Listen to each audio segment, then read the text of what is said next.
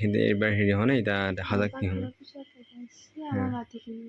দেখা পাইছা নহয়, ইয়াৰ পৰা পুৰা লেকচাৰ দিছিল আৰু সি কান্দছে।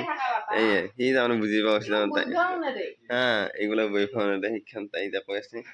আৰু মায়ে যাতে ইফালে গেল, এই দেউতাই চাহ খাই আছে আৰু মায়ে তাৰমানে ভাত খালা আৰু এক হাতে চাহ বেলেগে তাৰমানে এক হাতে তাৰমানে কিবা মিঠেই চিঠেই ৰসগোল্লা চসগোল্লা কিবা কিবি লয়। সেই এইজন ইফালে তাৰমানে হেৰি লৈছে, চাহ লৈ আছে, চাহ খাব। এইটো চাহ চবাই আছে, চাহো খাই আছে।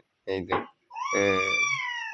খালো মই আৰু এই ভণ্টিয়ে অকলে ভাত খালা। কেনেকুৱা লাগে ভাত খাই? বঢ়িয়া লাগিছে বোলে অকলে ভাত খাই।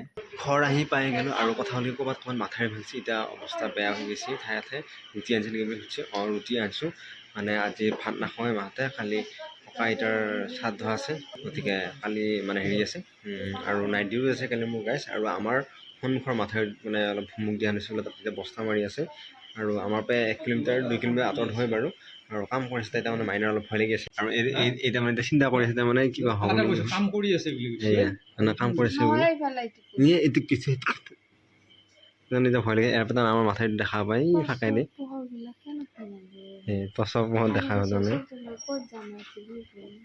এই ইয়াৰ পৰা তাৰমানে আমাৰ পোহৰ এই ফাঁকে দি তাৰমানে দেউতাই কিবা বুজি আছে। এই কিন্তু পুৰা তাৰমানে এই আমাৰ এইখিনি পোনাক পোনে হেৰি হৈ আছে বোলে। আৰু ইফালেও মানে অকণমান হেৰি হয় বাৰু। এতিয়া কিন্তু এইবাৰ হেৰি হোৱা নাই, এতিয়া দেখা যাক কি হয়। খাবৰ কাৰণে আহি গ'লোঁ গাইছ। ভাত বঢ়িয়াকৈ বাঢ়ি থৈছে আৰু এতিয়া ইয়াত গাইছ আমি কণী খাম। এইফালে তাৰমানে এই হাঁহ কণী বনাবলৈ, গতিকে হাঁহ কণীটো মই বনাম আৰু এই দুটা গাইছ কণী, এইটো ফাৰ্মৰ কণী, এইটো হাঁহৰ কণী।